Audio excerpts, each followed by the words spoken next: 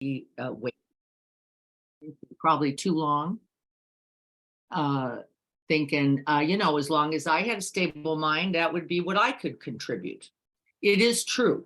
My own stable mind is a contribution. My own open heart is a contribution. My own healthy body wisdom is a contribution. Here's the problem. To what?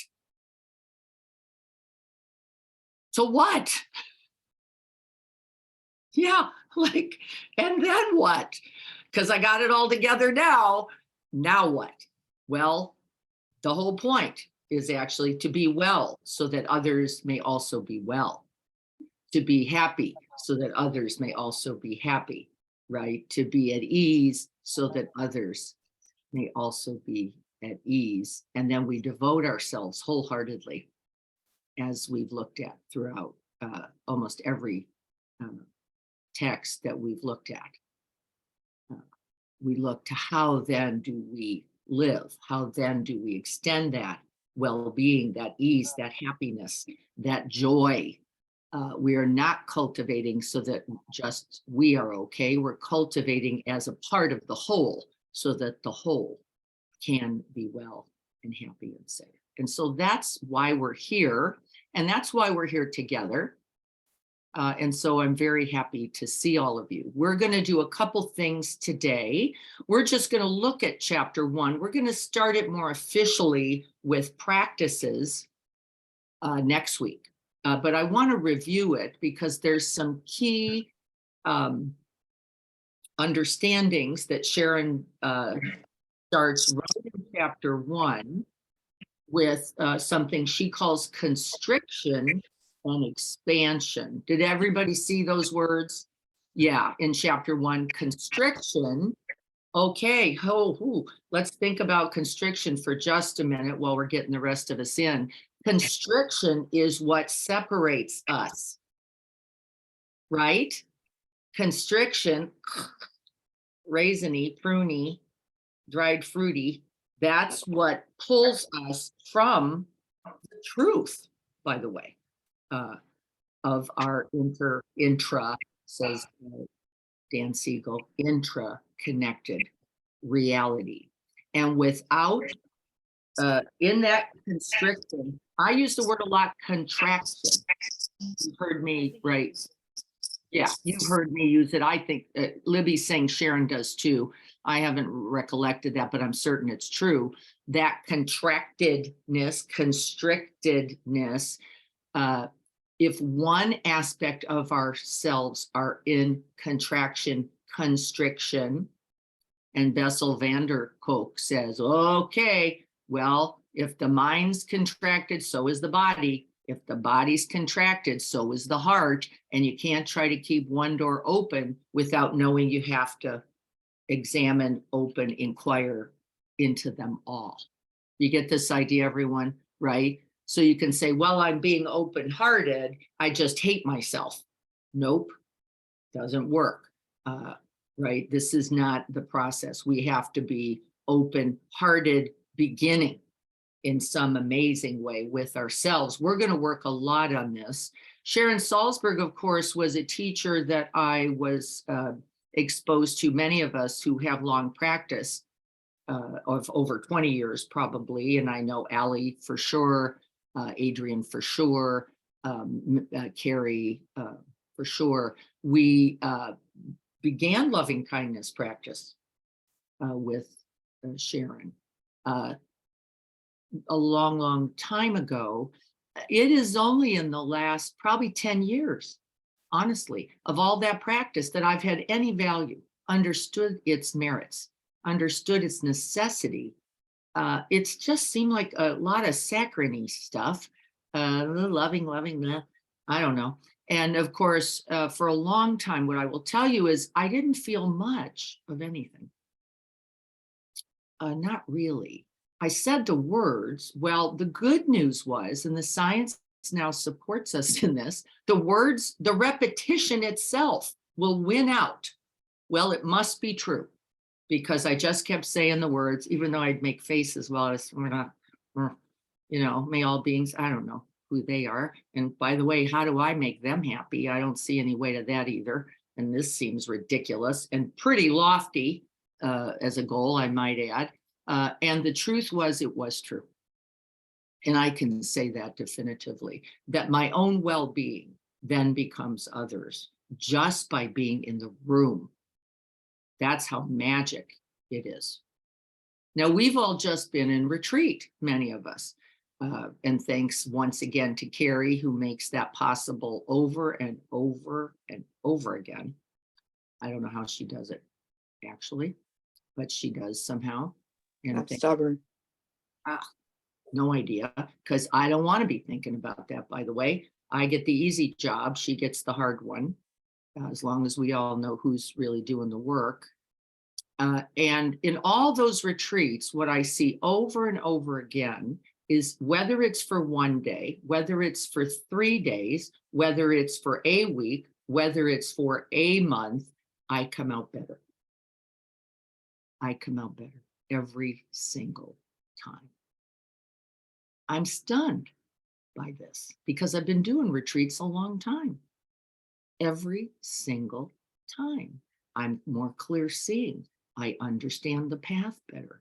I understand how to be caring and kind to myself on the path. I'm not as quite demanding of me, so that I'm not quite as demanding of others. It's a pretty good deal. It's a pretty good deal. So we're going to be talking about how do we take time then every day in the littlest ways we can, right? We're not looking for, right? And we're going to then see if we can't take those few moments, whatever they are, to extend them into care, kindness, joy, and equanimity in the day.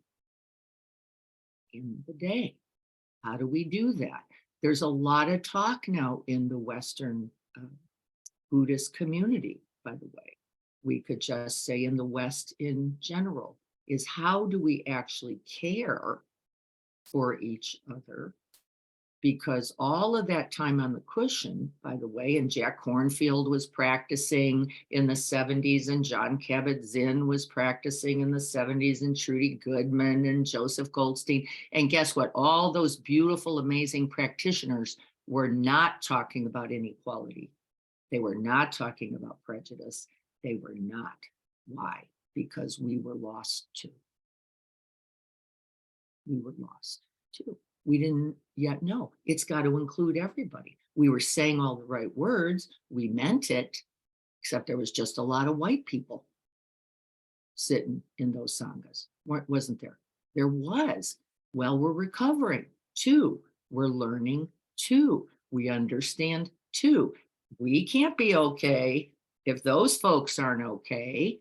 And if you're not okay, your partners can't be okay, your kids can't be okay, and your dog's not going to be okay. That's its reality, right? And so we remember that interconnectedness, and that's what Sharon's going to talk about. Real life. How do we practice in real life? As Joko used to say to me, how are you getting along with your husband? That's the practice. Forget about your concentration. I was pretty amazing, by the way. I could get into samadhi quicker than anybody. What good was it? Zip, 0%. Because I got right out of there and then went and looked at him and went, oh, ugh, my God, how am I going to do this day? Right? So this is, we're going to, in real life, how do we live it? Not just sit in formal meditation. And yes, yes, and yes, we need that too. We do. We need it all. So good to see you all. I'm going to look. We're going to practice now. Yeah, thank goodness for the Sangha. I would say so, Robin. By the way, they say the most experienced Sangha member is radically important, and the least experienced Sangha member is radically important because we have to make room, patience for them all. Right. And so what's interesting about Sangha is I hear this every once in a while, which is, you know, I just didn't get what they were saying. I'm like, that's the point. How do you open there? How do you do that? I didn't get it. Well, yeah. How are you opening now? And so we're practicing here too, aren't we? We're practicing right relationship, not only with ourselves, but then with each other, with all these infinite differences, by the way, and they're infinite, right? We come from different places, different histories, different traditions, right? And how do we create space and room and openness for each other in this beautiful word that Sharon's using, that we're going to keep talking about in this real life. You're so welcome. And I think based on that, it looks like we're all okay. And so we're going to practice now together. And so I thought a little bit about what's the practice then? Is it loving kindness? Not yet. No, it takes a little bit of being in one's own body to really open and then easily expand into loving kindness. That's the part of the expansion part that we'll look at. And so then what's the practice? Well, here's what has been said for 2,600 years. And I love this about the book. And I love this about Sharon. So the key teachings say these four things. One is there is suffering in this life. That's number one. That it's not a failure. You didn't fuck up. It's not because you're pathetic. It's not because of your history. It's not because of your trauma. It's not because your dad didn't love you. It's not. It's because this is the truth of our human condition. And we use that a lot, don't we? To point at ourselves or another to go, this is why I can't be okay, because of the truth of suffering. And there's not one person here or anywhere, and I don't care how much money you have, what job you have, what partner you have, it doesn't matter. This is the reality, the truth of suffering. And so then rather than run or hide or cut the reality off, we open and include. We go, okay, this is a start. There is going to be suffering in this life. Well, but that's not the end of the story. That was the beginning. This is relieving, because who wants to read that book? And then you suffer and then you die, right? No, actually, it's not accurate. The truth of suffering, there is a cause to the suffering. And in stillness, in silence, with inquiry, with an open heart, we can begin to discover what the causes for that suffering. Is it that it's a cloudy day? No, because you can't control that. Is it that you have feelings about the vaccine? No, that's not the problem. Is it your partner? No, that's not the problem. Okay, where is the problem? The mind that's resisting, rejecting, refusing the certain reality that there is discomfort, there is unpleasantness, there is change, there it is, and we don't like it, and we spend a lot of time resisting it.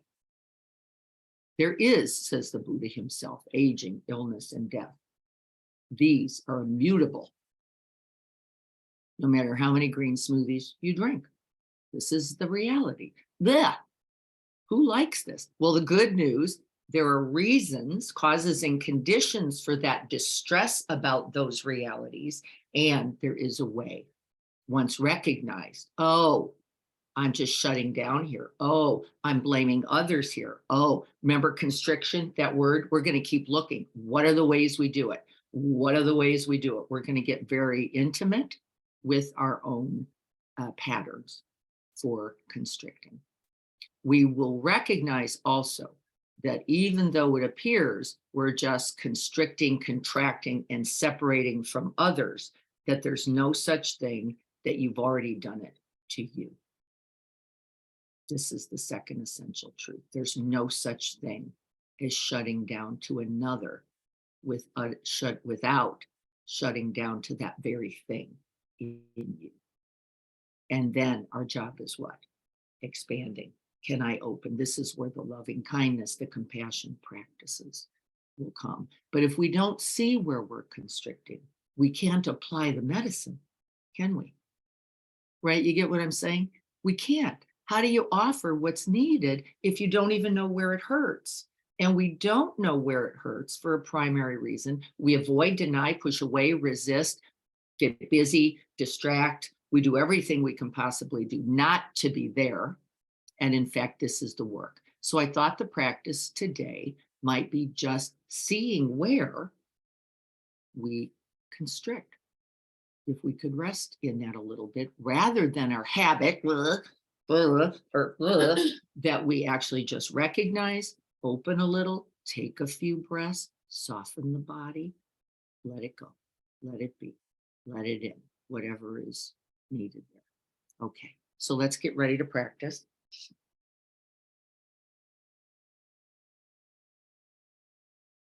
Let's see how this goes. So for those of you who just had the thought, oh, I didn't want to point towards this today. I was hoping for, some, the truth is it's already here. It's already here. There's nothing to point at. It already exists. Remember, that's the number 110. So how can we turn towards the contraction with some kind of kindness? Some kind of openness. Remember, it's not in the brain stem. To do so, we have to train for that. So let's see if we can. And so finding a wakeful, supported, and easeful posture. And that's going to take a minute because it brings two things together. Attentive, alert, and that can tend to constrict us and pull us up and away. We're going to settle back with the out breath. And let's take a few breaths together, just breathing in deeply. And then breathing out however is good. Settling in for a second. And then breathing in again, breathing in. And then out. Settling back. One more time, breathing in.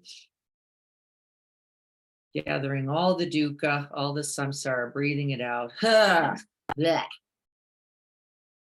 Let's start fresh right here. And we're just turning towards the body in the sense of sitting here. We know the body carries our suffering.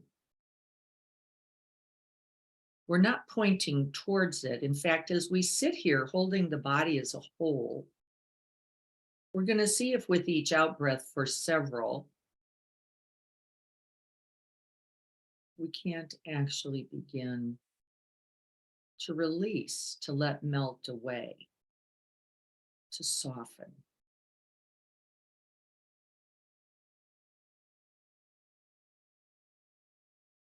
And what are we softening around? Well, we're softening around our real hearts.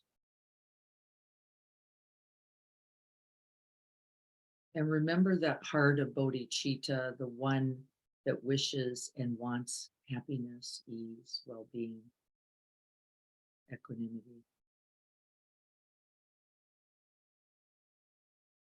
That's what got you up this morning. That's what got you here from New Jersey and Israel, and Colorado, and North Carolina, Oregon. What got you here is that very wish.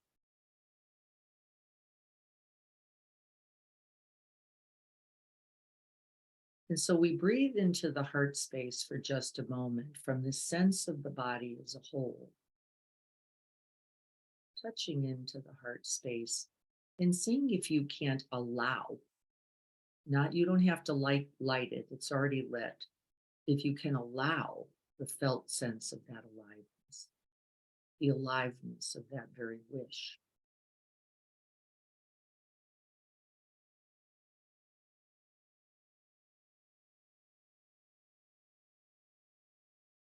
And with this softened body, with this attention, and with this bodhicitta heart, we begin.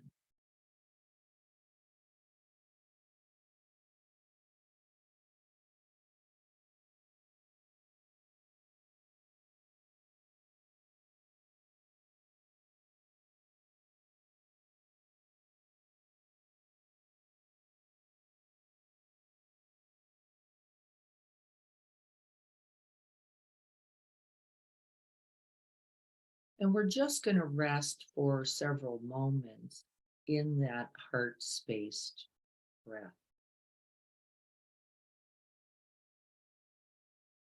Breathing into the heart space that's higher up than often our breath space, which can be dropped into the belly.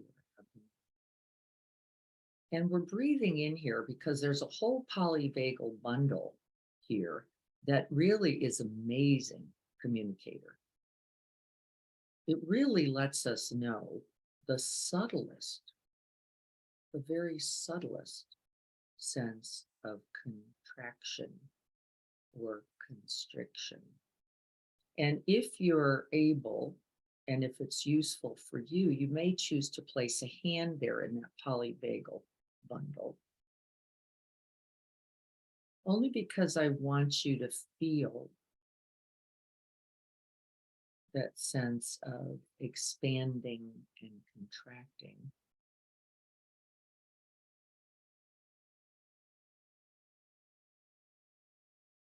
With each breath.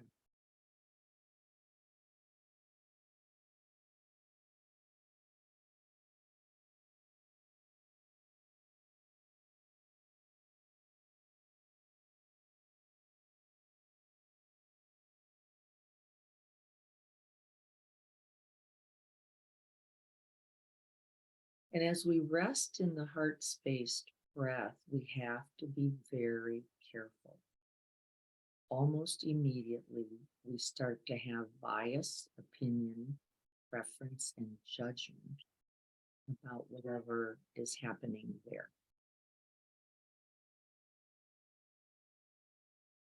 And so we're dropping first into the physical felt sense right here in the heart space.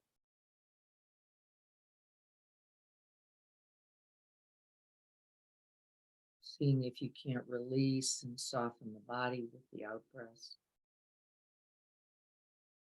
And breathe in with curiosity, with care and interest with each in-breath, seeing what's here.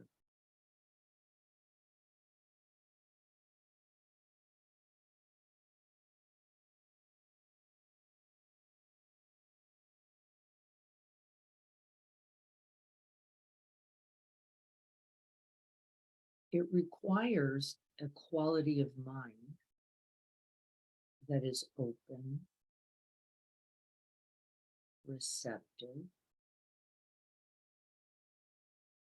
non-judging,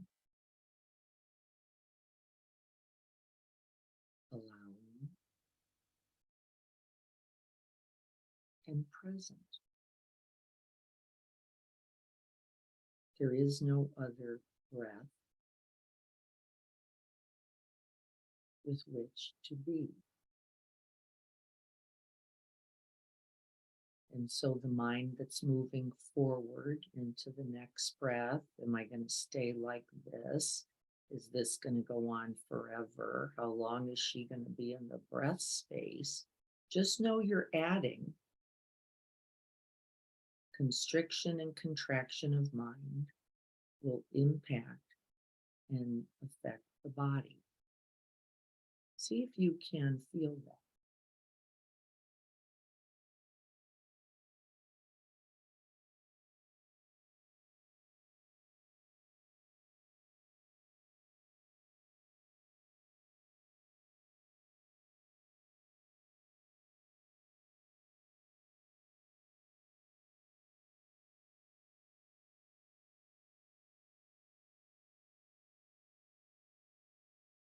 What often happens for me is that at the beginning of the meditation, I can feel the pinch. I can feel that slight grip or protection, kind of armoring of the upper heart. And very quickly, as I'm breathing in, I can go very, very numb. I have a very strong habit for protection. Can I simply recognize that that's happening without shame, blame, judgment, condemning, criticisms, or get over it? I don't have to do any of that. I can simply say, oh, noticing, nothing.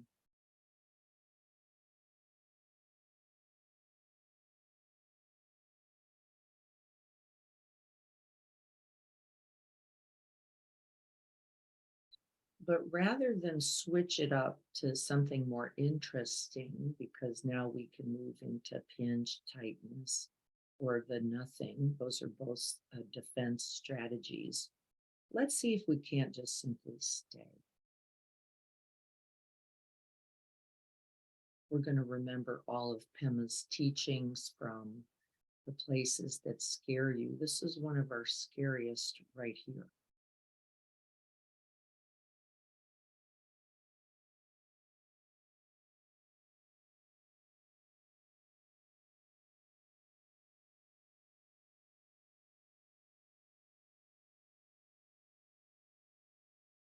There is the truth of suffering.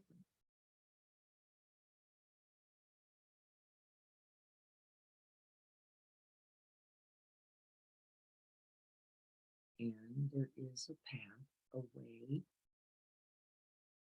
to its end. And this is it. We're going to drop right in here and stay.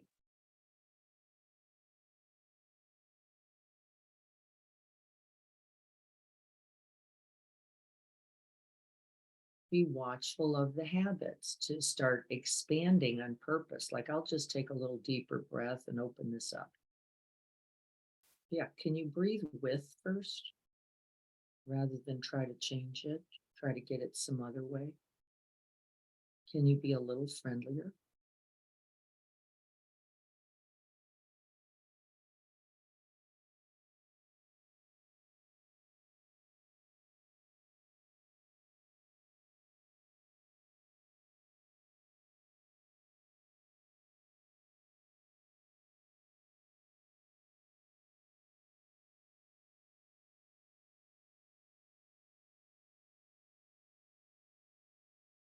Creating space and room with each out breath.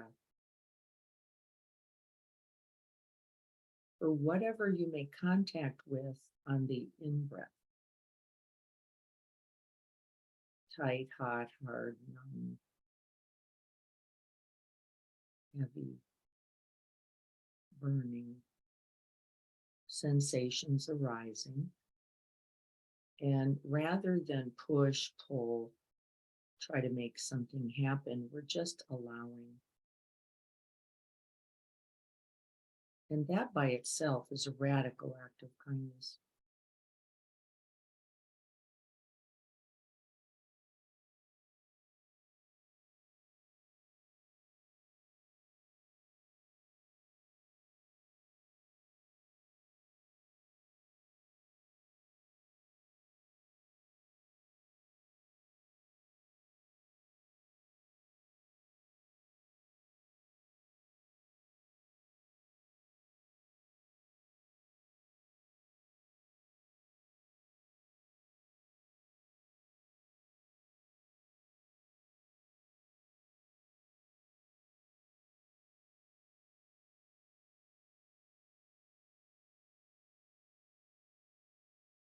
I'd like you to create a little space then around the heart within it.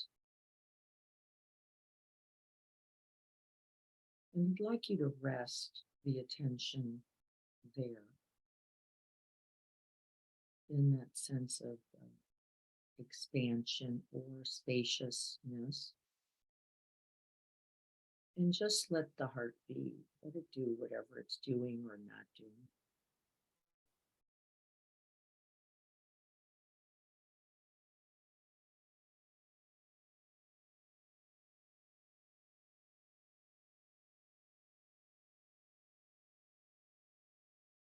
We're just getting familiar. This is one of the strengths of our mindfulness practice. We become familiar, and so that we begin to notice subtle changes.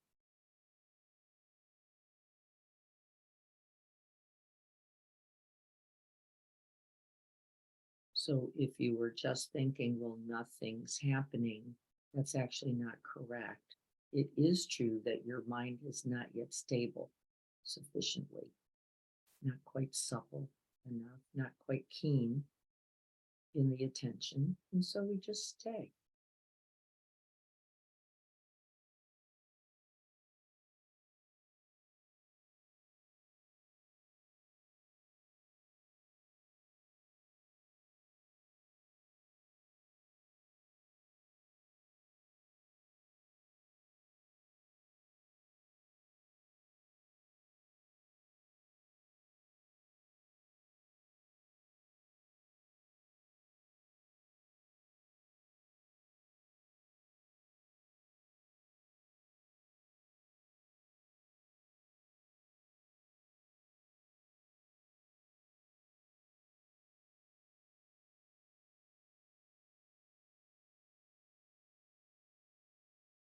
We're going to be stabilizing the attention first. It's not fair to you to be responsive without attention. And so we're just resting attention here, knowing a little something.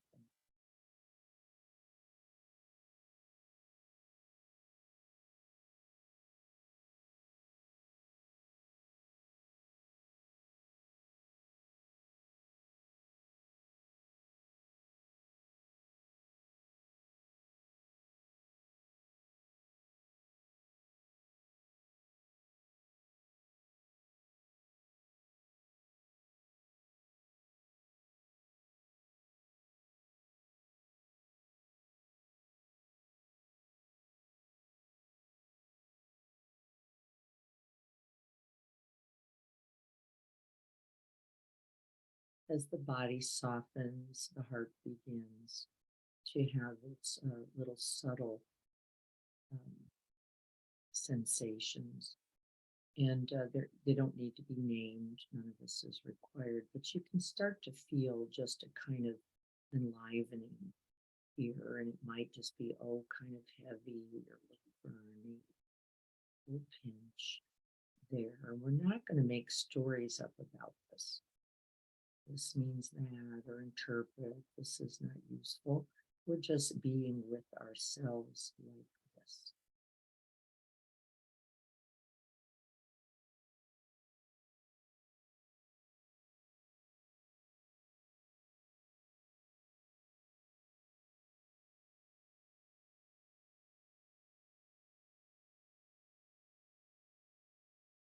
There's the front of the body, the sides, and the back.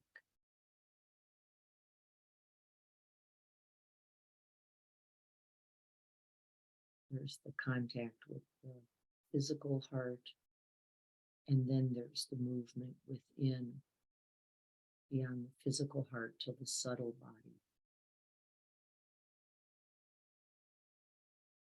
the emotional heart,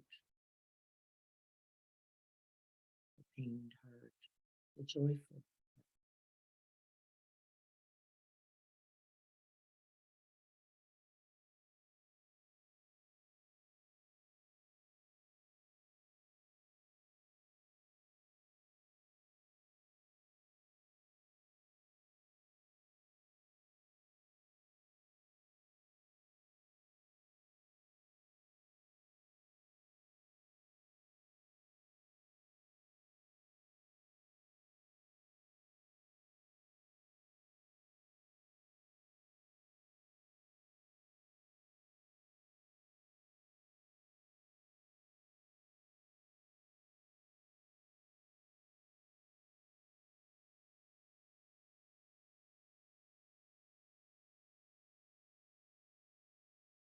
And see how you are right here in this present moment.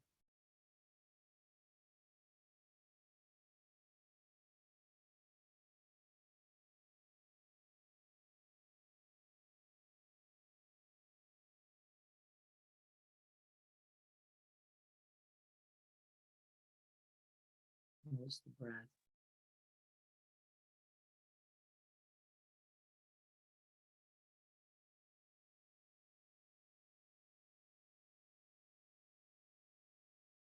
See if we can't, with intention, release a little bit of control on the breath.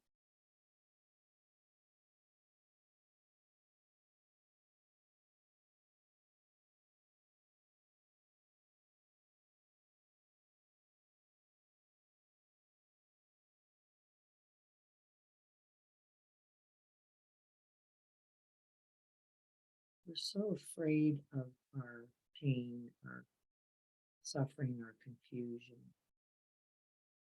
our own feelings, and that we stay some distance and we tighten the breath up a bit. And so we're going to see if we can't really create a little more space and room here, allowing the breath to move freely around the heart, within, through the heart, and resting in the heart space.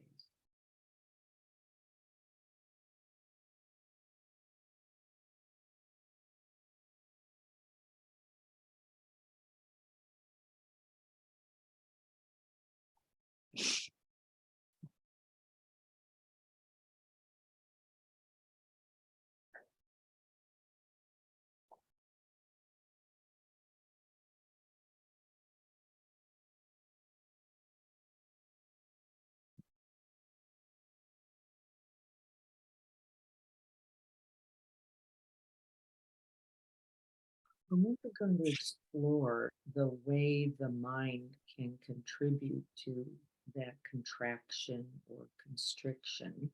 We're just going to feel the effects of what the mind can do in this heart space, in this vagal bundle.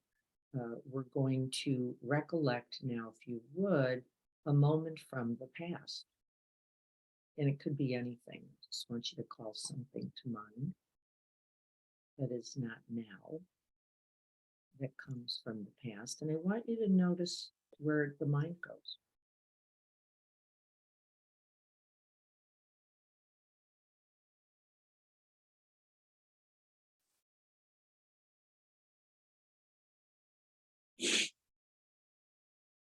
And I'd like you to develop that mind, recollecting the moment, the persons, the sounds, everything, fleshing out any of the detail.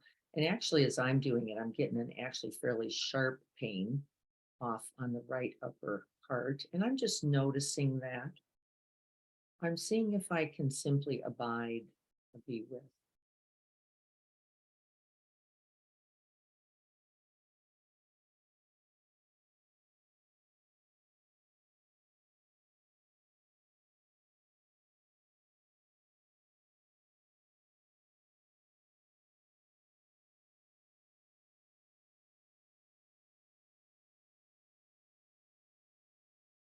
And see where and how you're holding that moment in the body mind. See what you notice.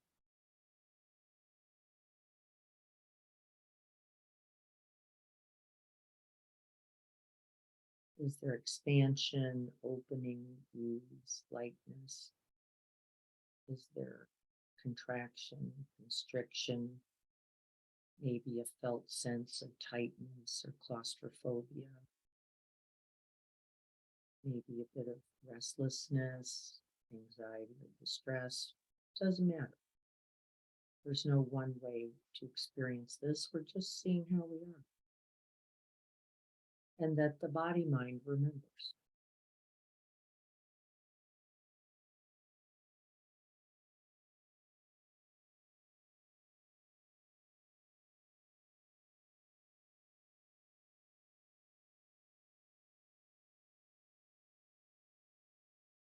And in the practice of staying, whether pleasant, unpleasant, or neutral, we offer these wishes to ourselves. May I be well and have ease.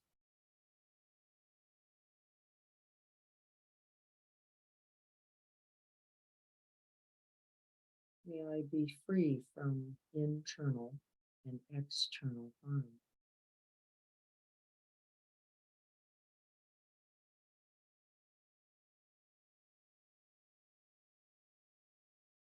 May I be grateful and glad for these teachings, the practices, and the path.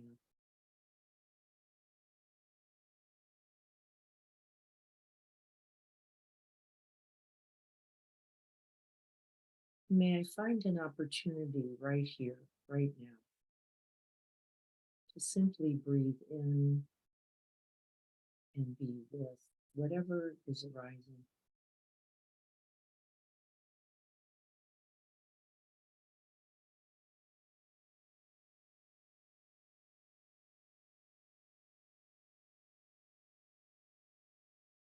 And then I'd like you to drop directly back into the heart space, seeing how you are.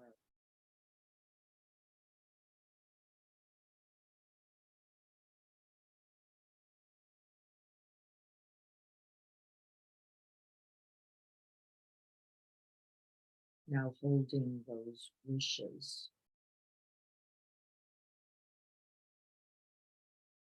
And you can continue to repeat them.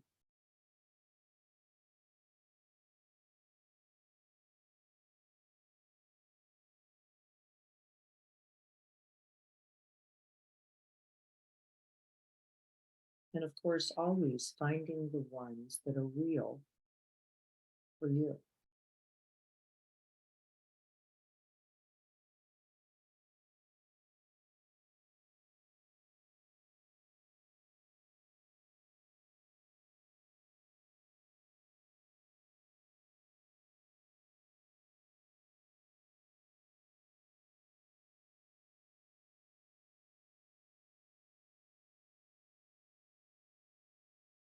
And breathe them in, inviting them right into that heart space.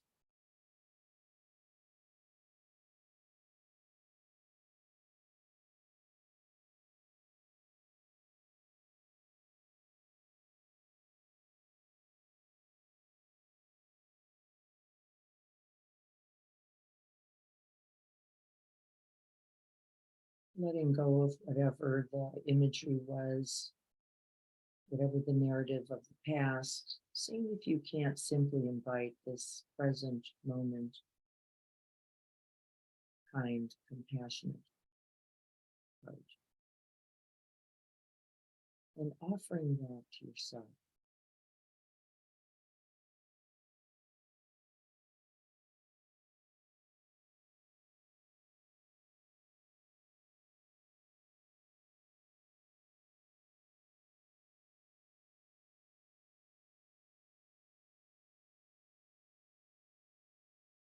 To make that offering requires an opening. It doesn't mean that you don't feel constriction. It means that there is a qualitatively different way of being with.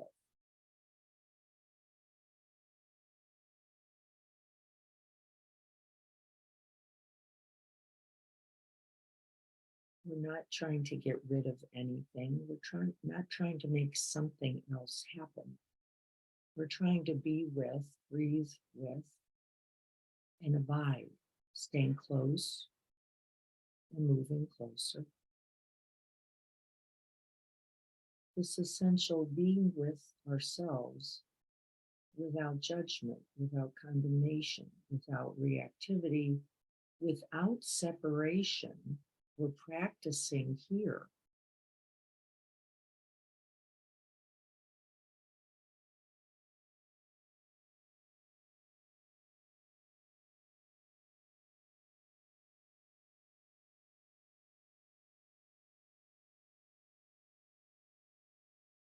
Staying in the heart space, breathing in, making contact,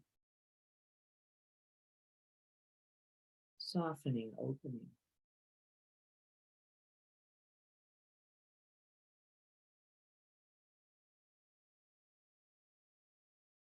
Soothing with each out breath.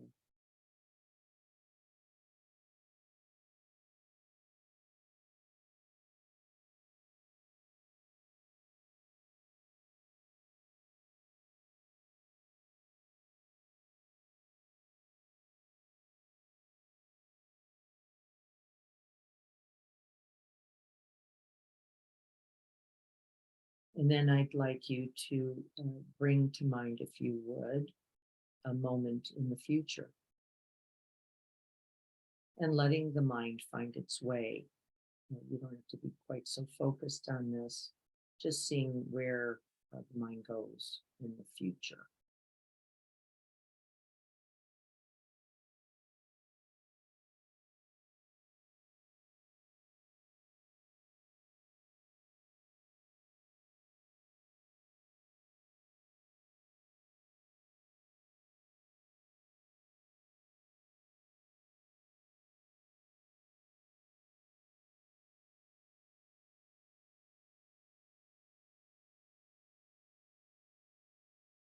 And the mind flops around for a while. That's not an issue. I went right to an upcoming time away, and I realized that was a little bit of a strategy.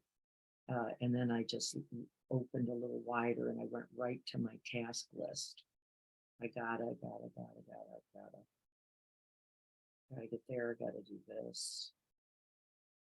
And I'm just recognizing without resisting. That's just the quality of mind that's there. My list making mind.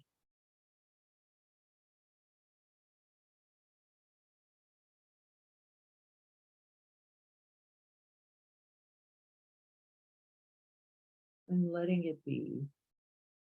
And then once again, we can drop beneath that list making mind and feeling the effects right in the heart space. And I am completely dead. I got nothing. It's like, yeah, well, it's just what you got to do. And I know that's protective, as I said before. I'm just using this as an example, of course. But I'm still staying, even with this neutral nothing. We can often get distracted by this and think that either ourselves or the practice isn't working. Well, nothing is important information.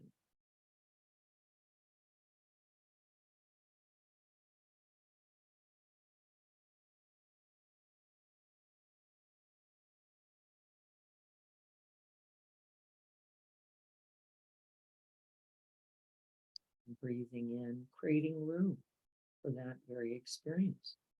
Not trying to get rid of it. I don't have to fix a thing. But can I feel for myself?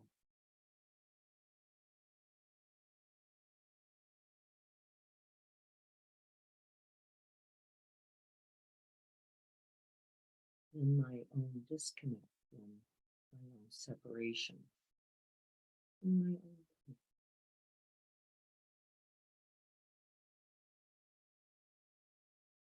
Maybe you're restless, maybe you're sleepy, maybe you're completely off the instructions altogether. Can you feel for yourself?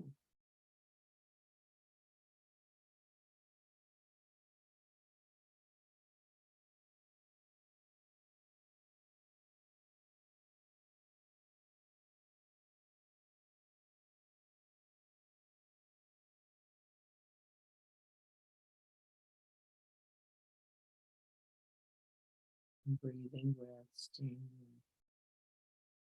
with, noticing breath by breath what's there. And if it's still nothing, that's not true for me. It hasn't taken that many breaths. And noticing some unpleasant sensations, can I also allow and let be? Breathe with, stay close,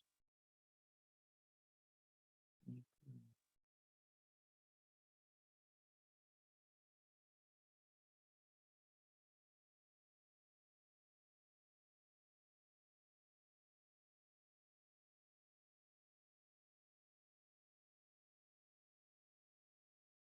And then with that breath inquiry, we can make an offering.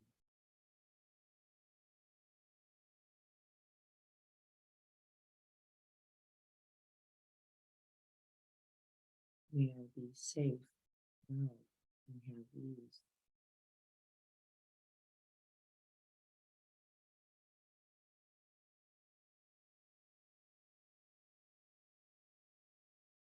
And breathing it in, massaging the whole heart space, physical, subtle, emotional. May I be well.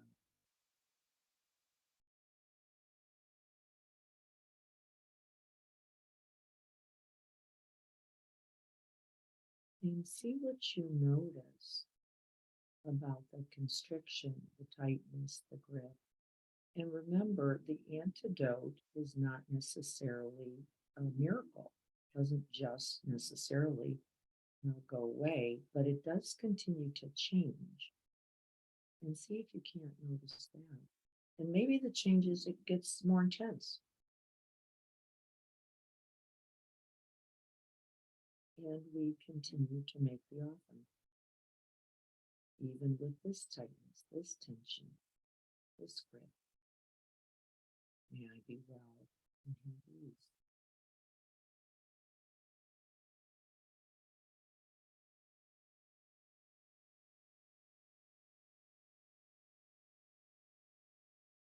May I be free from internal and external harm.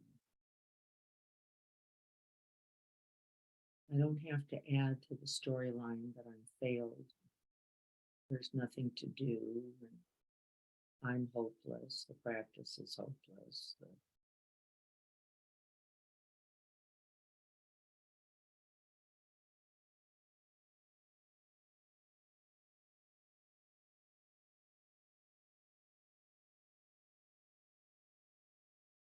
And I'll be glad and grateful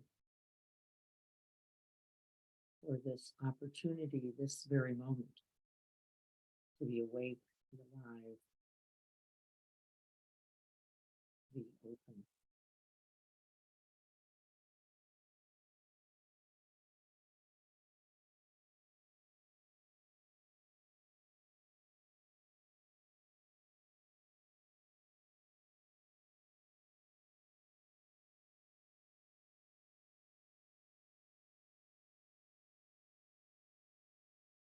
And may I rest in this ever expanding heart space, even when I can't sense it, when the sensations are not there, the truth of my willingness,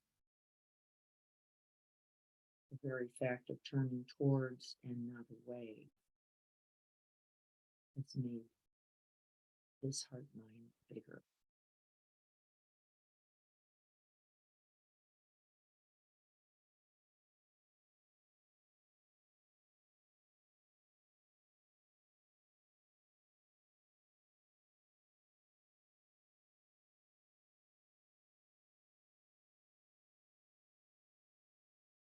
And can I feel for all those just like me who just wanted to go away,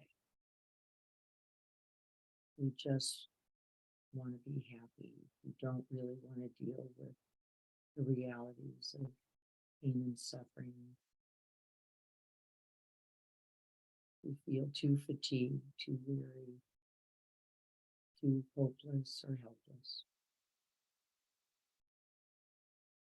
Can I feel for them all just like me?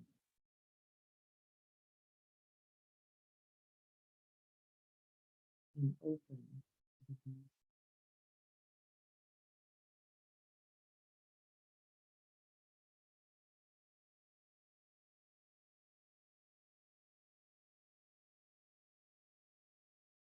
And then letting go and just coming back to this body, this breath space, this heart space.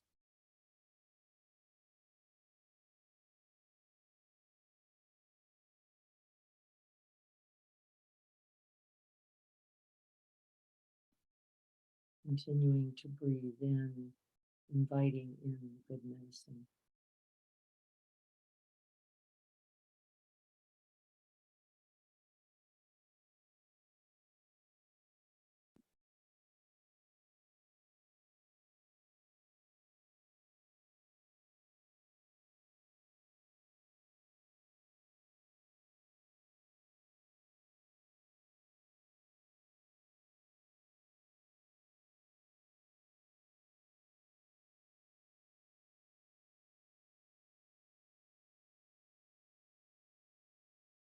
there is the truth of suffering in this life. And there is the truth of a path to its end.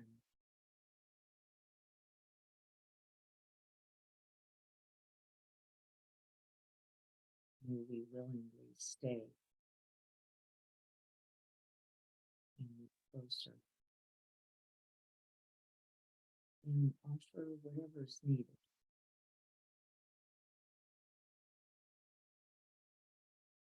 The end of suffering.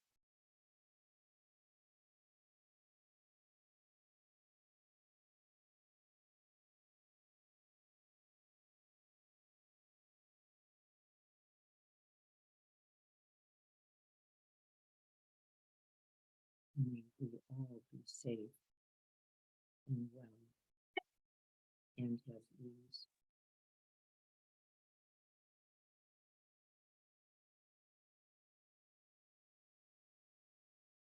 May we all be free from internal and external harm.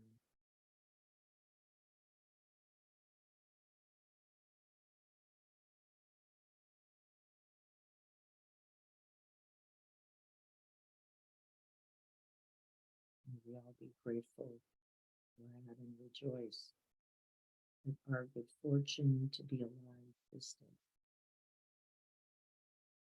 to love, to heal, to grow.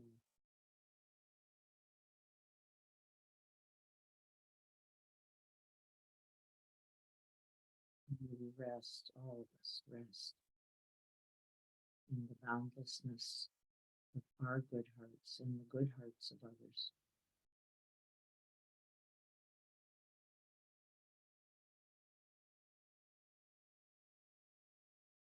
Remembering the refuge.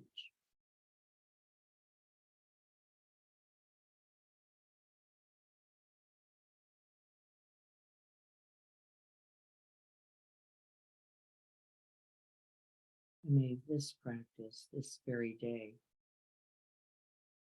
may contribute and continue.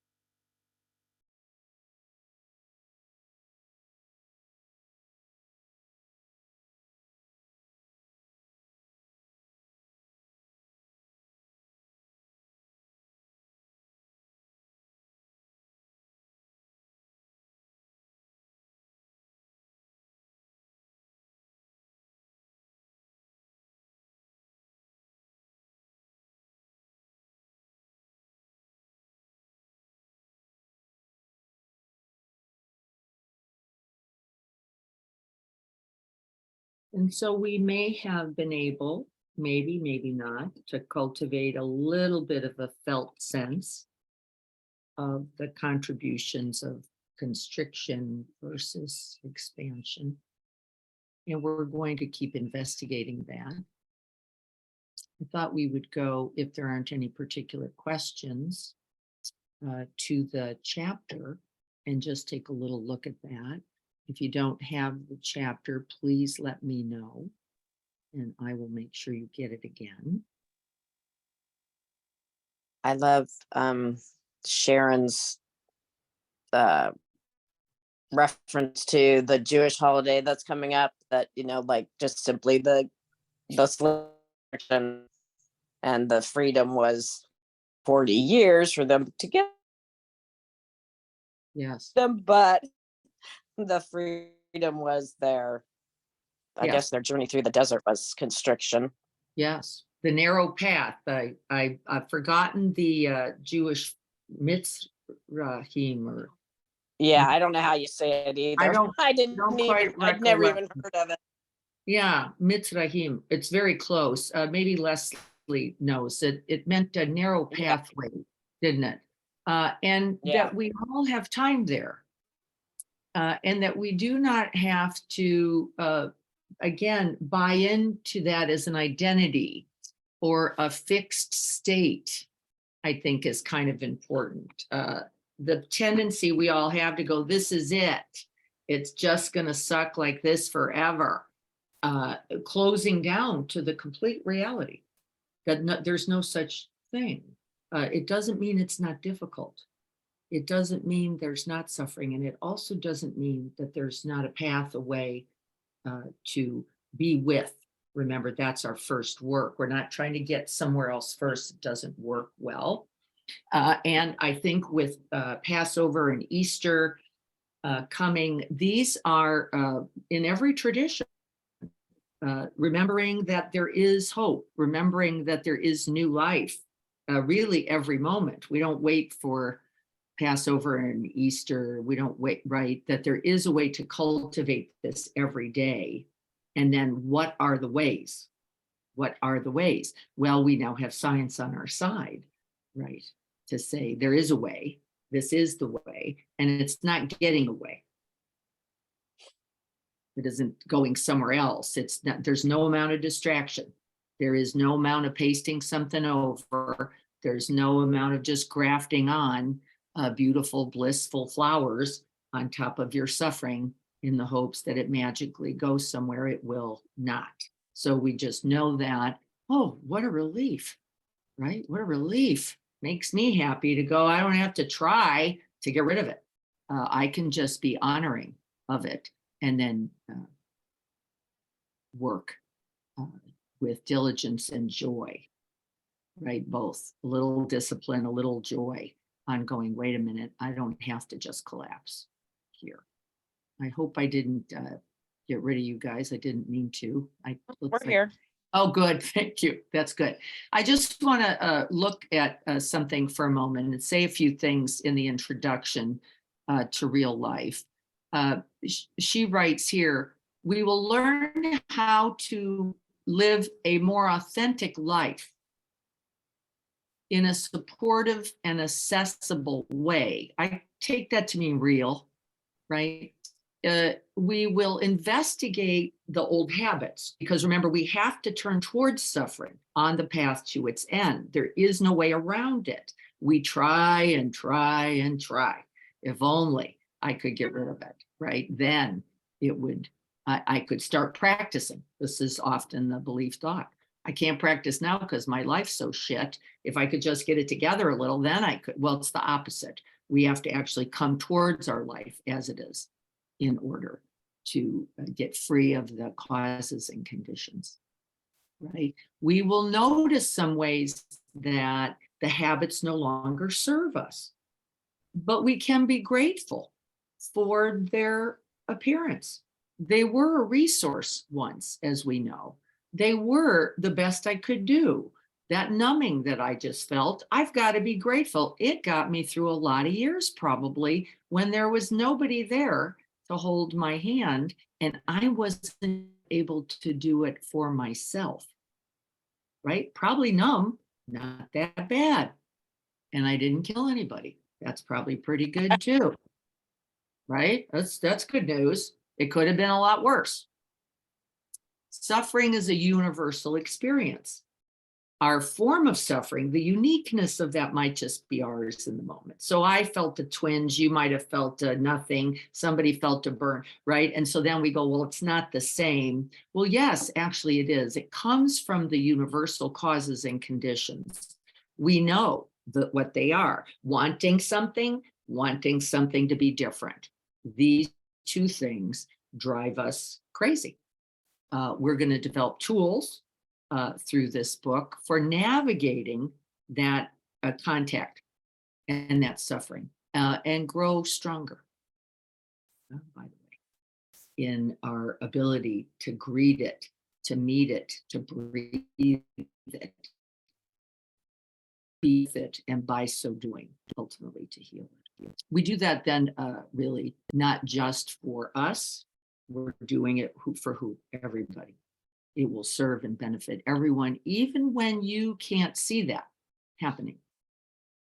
We will be using meditation, loving kindness practices, bare attention practices, all those things we do as a way of beginning to form new relationship with our real lives.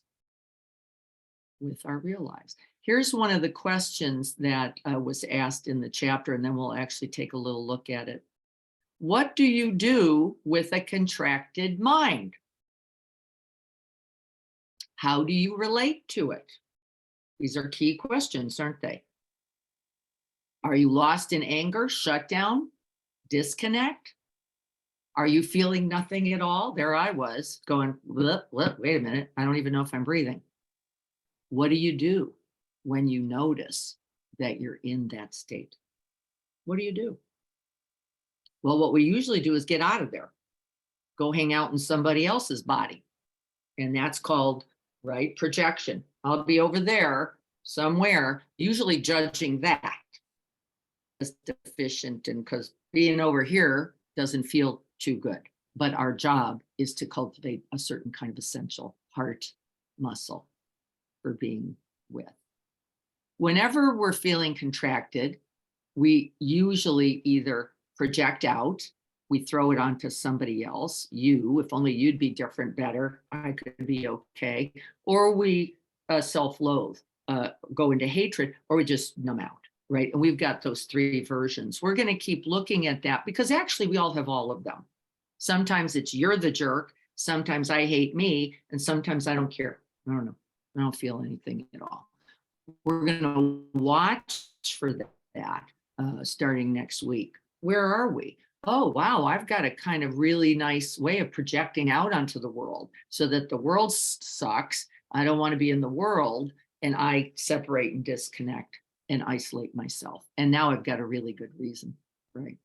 So we will be learning those essential tools through mindful awareness, compassion practices, loving kindness, and that's stuff we all know about, but we don't practice enough. By the way, we're going to just devote ourselves to those practices. And then we're going to notice that from contraction, from constriction, if we can learn to stay, what actually naturally happens, I love that word, naturally, is expansion. Just the very staying actually cultivates a type of attention and then a kind of heart muscle again, a quality of being that says, okay, since I'm here, let me just practice opening to this instead of just shutting down, drowning myself, or killing me or somebody else. We will cultivate that sense of present moment, loving kindness. And really, essentially, once again, have to begin with ourselves. Sharon writes here, it seeds the belief that there is something bigger that we can all connect to, that we ourselves are bigger, expansive even, and capable of so much more than we knew. And I love that. I happen to know the truth of that as well.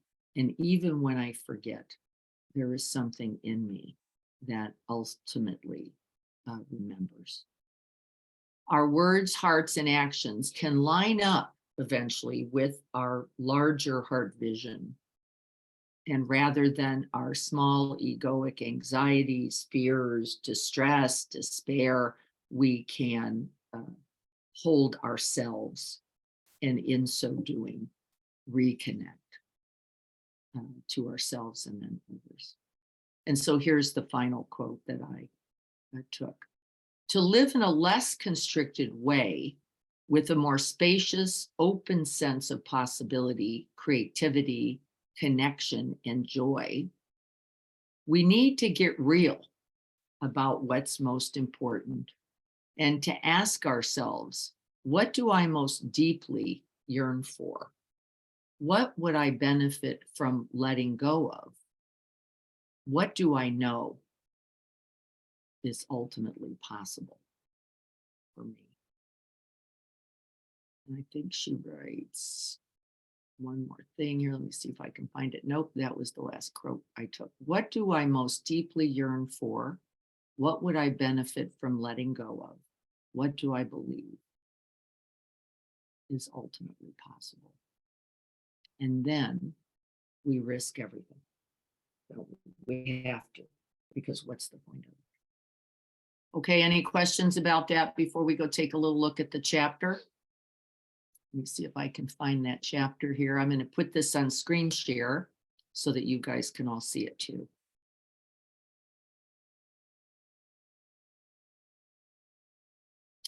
And then I'm going to check in and see if you can see it. Can everybody see that? Can you see this as I'm moving it? Robin? Yeah, okay. So this is chapter 1 preview. We were sent this, which was delightful. And the book will be released next Tuesday. We will be looking at this chapter next Tuesday. Not everyone. I have both a hard copy of the book coming as well as my Kindle. I'm pretty sure we'll get the Kindle version on Tuesday. I think if you've ordered that one, you'll get it. If you've gotten the hard copy, I'm pretty sure you won't get it. I don't think I don't think that's going to get lined up. So I will do my best, right, to be checking in to see who's got that. But we're just really going to be reviewing chapter 1 and its practices starting next week. We're just going to take a little look today. They told me that it would be the 15th before I got my hard copy. I think so. I think they'll start sending them out Yeah. around the 11th, but it takes a couple days. But we've got chapter 1 in front of us, so Yeah. I think we're all good for a while. What she says here, Robin said this earlier. She was talking about the Seder and her root tradition was in a Jewish family. And she said that was a refuge for her, even though she didn't, right? Even though she didn't understand any of the really deeper layers of meaning, that just the ritual itself was of benefit to her. She felt a sense of connectedness. There is a kind of familiarity in ritual. There is a kind of purposefulness. I just lit candles today a little bit as a ritual for me. I was like, that just feels like the light of the present moment being made available to me. Do I do it every day? I do not. What do you do every day is the question I'm going to ask to ignite the heart mind. What do you do every day? Those are actually rituals, whether you intended them or not. For some people, it's making their tea or coffee. That becomes very ritual-like. I really allow myself to just be present to that, or to savor, or to enjoy, or to, can we also add then gratitude? Could we make, if we're in the middle of making coffee, could we actually then stop, breathe into the heart space, and invite gratitude and appreciation? That would be a way of using everything towards this idea of making contact and growing bigger. She says here, no matter how hard things were, you could imagine you were on your way to a better life. And she got that from the very practice of the Seder. Here's the word Mitzrayim, saying narrow or tight, and then constricted, limited, or narrow-minded. Yes, it is true, by the way, when we are feeling separated, we are self-clinging, that this is actually what is happening. You may not feel that because you're not feeling so good. And often we think, well, if I were self-clinging, wouldn't I feel better? No, actually, you're further contracting all of yourself. It is that self-clinging, contracted nature that actually is a certain path to suffering. She says, whether you've had illness, crisis, breakups, job problems, money problems, our actions are so determined by what we have been taught to believe, in contrast to what we can newly discover. Those are important words. That our ability to know wonder or awe or love, I would add, seems completely beside the point. We can get into this level of despair, can't we? To go, there's nothing can make this better. It is never true. And here's one of Robin's favorite quotes. We journey from fixity, that's that stuck, limited, small, fixated mind, personality, to freedom. We can move from one to the other. Here's that contraction. She does use the word contraction or constriction here.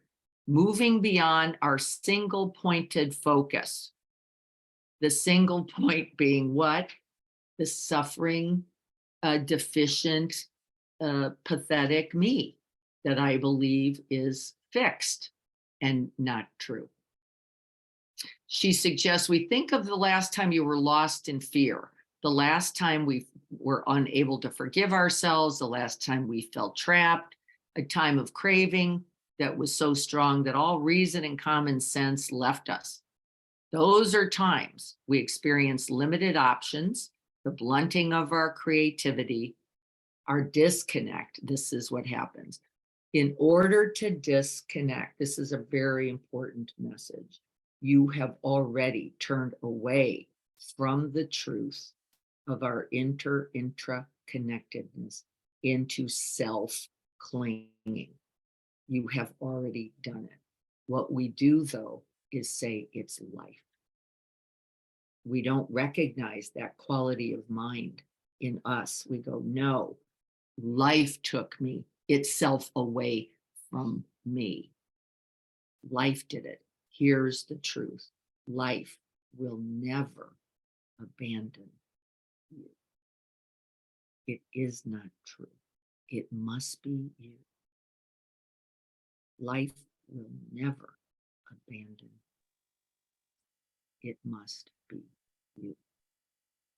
And we don't recognize that disconnect, do we?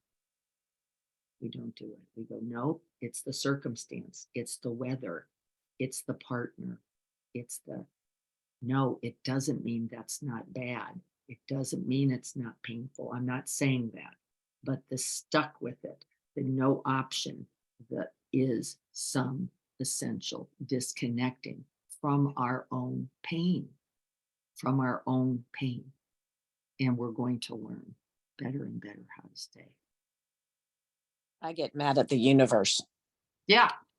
My brother got mad at God. He decided when I parents do. divorced, yep, that somehow God had abandoned him. And he left. And he left. He left his body. He left his heart. He left. And he didn't come back till he was 9. And sometimes we don't come back at all. Yep. Yep. It goes on. Judd Brewer is a lovely guy. Unwinding Anxiety is a book I have, if any. It's very lovely. He talks about the posterior cingulate cortex. What do you care about that? Well, it has a habit for thinking about itself. That's all it does. It just says me, I, and then goes on to go bad. That is really what it does. It cultivates rumination, perseveration, anxiety, and depression. And the good news is that feeling of contractedness often comes when that area is activated. The good news is the one who sees that you are activated is not that. It is not the posterior cingulate cortex at all. It is, in fact, a whole much larger part of the neocortex. And this is good news. We want to light that part of the tree up, because when we can, making things worse will not be required, which is what they are in our contraction and close down, as it says there.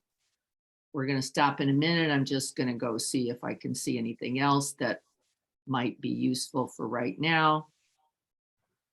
Learning to be aware of these narrow straits, that's Mitzrayim, is required. This is that turning towards suffering is required on the path to ending it, right? And we're going to learn how to abide. But we don't have to abide by gripping, shutting down, and in fact, it will not serve us. What will is, can I open to this experience just for a few breaths, like it is? Now, what I'm thinking is, how many times have I heard this? Well, about 100 billion. How many times have I not done it? About 500 billion. And so we need to keep hearing it, don't we? Even though I know this, I know this. I already know this. You do, and we're not practicing it, which is how all the knowing in all the world doesn't help. That thinking mind will not serve you. Do I know this? I know this. Do I do this? I do not do it. No. And then Sharon goes on here, and then we're going to stop. The quality of our lives can be limited by the thought patterns that produce much of our constriction, such as unexamined beliefs, values, even, and assumptions. One of the assumptions is that we should not acknowledge our pain or suffering, that you should shut up, go about your day, do what you're supposed to do, and just shut up about it. We know that actually doesn't help. Neither does it help to create a bunch of stories about it. My pain, my difficulty, my bad day, my horrible life, my crappy partner, my blah, blah. We know that both sides of that are actually do not serve us. And so we're going to keep working on what the middle path, how do we keep coming back, acknowledging the truth of suffering, and then making these, through inquiry, appropriate offerings before, right, we're puddled on the ground or completely deadened. She tells a quick story about a rope and a snake. This is a very old story. Most of the things we confront are ropes. And yes, there are snakes. And often you can mistake everything for rope just as easily as you can mistake everything for a snake. It does require kind of present moment, doesn't it? Because it is true. There are ropes and there are snakes. They're both true in this life. I don't know which one you're going to come into on the path. I just know, pay attention, be present. This way you can respond. If it's a rope, you step over it and you don't worry about it. If it's a snake, you might go the other way for a minute, or at least create some space. Okay. Here's some other questions, and then we're going to give it up. Questioning our assumptions doesn't leave us full of doubt and uncertainty. This is not a self-hating act or diminishing act. It's to say, wow, in my family, I believed you put your boots on and went to work anyway. It didn't matter what was happening, physically, mentally, or otherwise. You just got up. I have a mother who has a partner who actually says to that partner every day, you've got to get up and walk. This guy sometimes is barely breathing. Where does my mother get that? She gets that from that same belief system that's come down through generations, which as long as you keep moving, everything's going to be all right. It's the same reason my brother lifted weights 2 days before he died. Just keep moving and death won't catch you. Is it true? It is not true. And in fact, I suspect it can catch you faster because you're distracted with all that doing. But that's just in my family's pattern. It's really good to know that, isn't it? Really good to examine that, to explore that further. What kinds of messages have you received? And how has that impacted you? What are some of those core beliefs? We're going to begin looking at that next week that have you go, no, I can't pay attention. I can't respond. I can't check in. I should just be over there doing whatever it is I do over there, not looking at these core belief thoughts. If we don't look at them, we're going to be lost in them, right?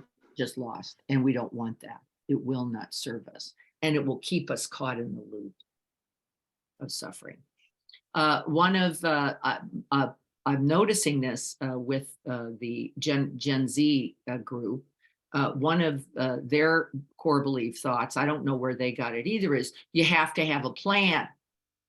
You have to have a plan. And if you have a plan, everything goes okay. Nope.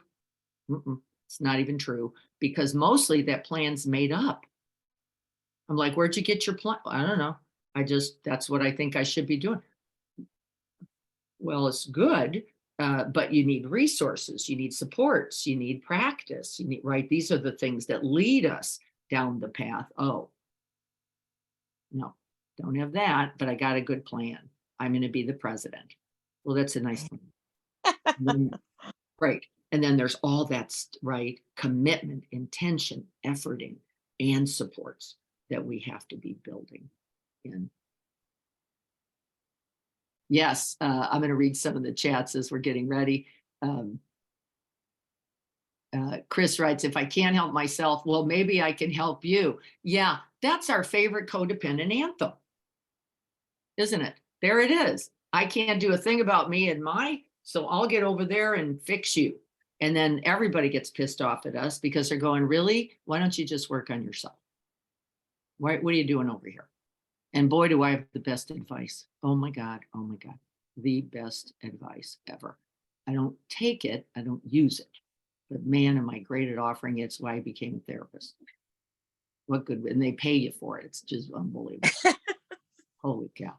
I drop into the body and pay attention to how the nervous system is presenting symptoms as constriction in the body. Yes, the nervous system is our kind of meter. That's that whole polyvagal bundle. And it does communicate continuously. So when you're feeling numb or nothing, it's not true. But yes, we all have, as I do, some layer there. It takes me sometimes 20, 30, 40 breaths to even go, oh, I'm breathing. I'm breathing. And this is important. We have to breathe into that space, rest there, create room there for whatever the experience might be. We're going to be practicing just that this week. That's what the practice is. Dennis says, my son is in the silence and is in the silence and it's making me examine my silence. Yes, that is exactly right. My breathing has been restricted and I'm still here. Yes, restricted breaths are often breaths we learn how to pay attention to, finally. We often are not paying attention until something happens where we go, whoops, wait a minute, I've really got to stop and start paying attention. Now, can we be aware of and then even grateful, maybe, for that? And you are still here, Dennis. You're going to stay. You've got a lot of good health in you to go. This morning was great. You're so welcome. Okay, it's already 8:31. I want to take just 30 seconds, if we would, to just gather ourselves, remember what our practice is, taking times throughout the day to drop into the breath space, the heart space, and see how things are. Constricted, contracted, open, expansive, and all the things in between. We're just breathing with. And in those few breaths, I'd like you to do it at least 3 times a day. Can you offer yourself presence, kindness, compassion, equanimity? Make an offer. If it's only words, start there. If it's a felt sense, offer that. What is the good medicine? The number one good medicine is you and your presence.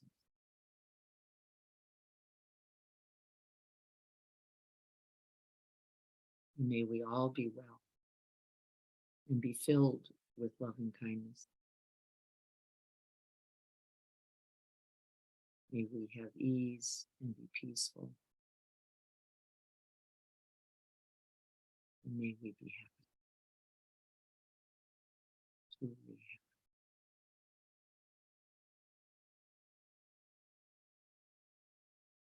Thank you all for being here with me as we undertake these next several weeks with real life. I'm looking forward to going fully through chapter 1 with you next week as we begin together, but I'd like you to start that 3 times a day, at least dropping in, seeing where there's constriction, contraction, or openness, no matter what is there.